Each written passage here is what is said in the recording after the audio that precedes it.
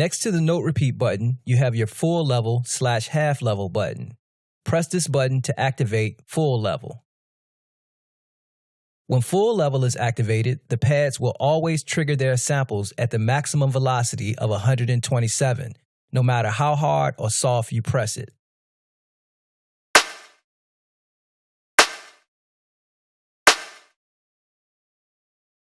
Holding Shift and pressing the same button will activate half level.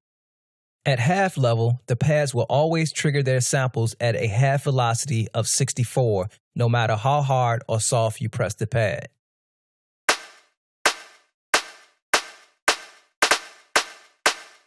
To the right of the full level button, you have the 16 level button. Press this button to activate 16 level. When activated, the last pad that was hit will temporarily be copied to all 16 pads, and a selectable parameter will be fixed at values that increase as the pad number increases. For example, pad 1 will be the minimum value, while pad 16 will be the maximum value.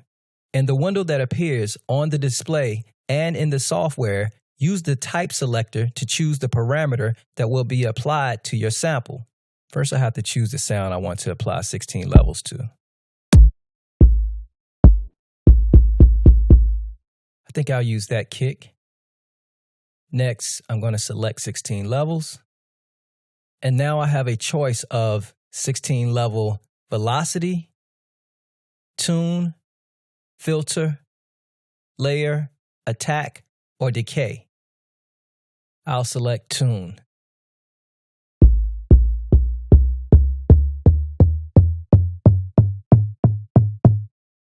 So now that kick drum is pitched across all 16 pads, with the minimum being here and the maximum pitch being here. I'm going to press the 16 levels button again to deactivate it. To the right of the 16 levels button is the erase button. While a sequence is playing, you can press and hold this button and then press a pad to delete the note event for that pad at the current playback position. This is a quick way to delete note events from your sequence without having to stop playback. Let's look at a quick example. I have a short 4-bar sequence.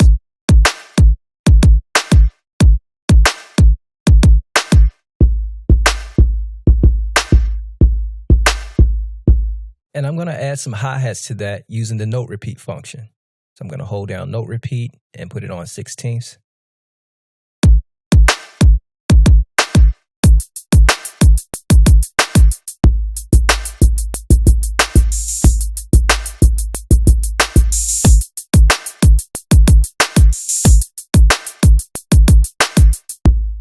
Now, if I want to erase some of those hi-hats at a certain place in the sequence while it was playing back, I'll just start playback, hold down erase, then press the pad with the hi-hat on it, and it's gone.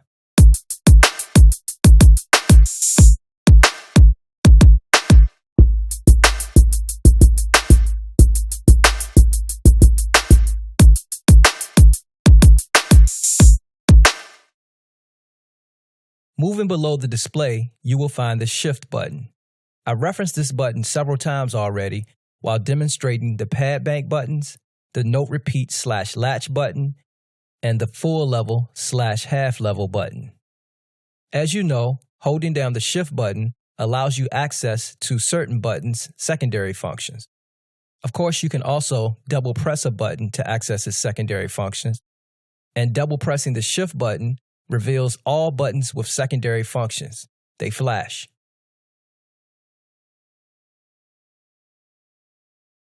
Next, we have another button you're already familiar with, the Menu / Browse button.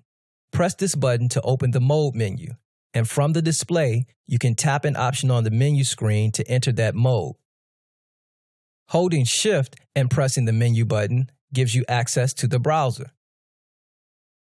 You can use the browser to locate and select programs, samples, and sequences on your computer, as well as in the current project. Let's load a sample from my desktop. So I'm going to go up here and double tap to access my desktop.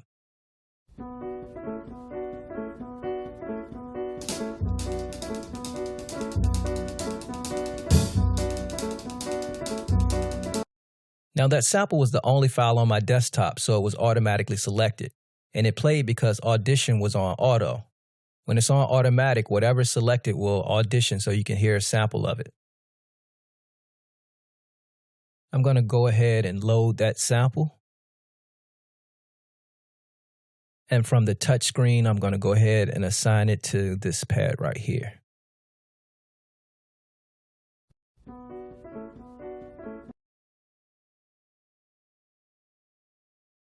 The next button is the main/track button. When you press this button, you enter into the main mode, which is kind of the default mode. As you can see, I'm already in main mode. So I'm going to press the menu button and then go back to main mode. And you'll see it enter into main mode in the software and on the display. Holding Shift and pressing this button takes you into track view. The next button is pretty self-explanatory. It's the undo/redo button. Press this button to undo your last action. Hold Shift and press this button to redo the last action you undid. The button right next to that is the copy/delete button.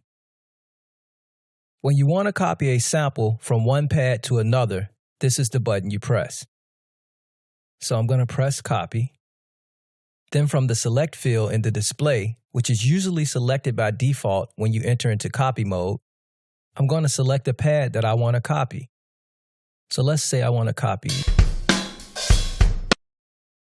Next, I have to select the 2-pad graphic and select the destination pad. And then I can select what pad I want to copy to. I can even select multiple pads, and I can select pads in different banks. I'm going to go to bank B and select a few pads here. And now I'm going to tap Do It, and now that sample is here. It's also here. And in bank A, I think I copied it here, and there, and there. Now if I hold Shift and press this button, I can now delete samples from pads. All I have to do is select the pads that I want to delete the samples from. Those 3 samples that I just copied, I'll say delete, and just like that, they're gone. Let's go back to the main screen.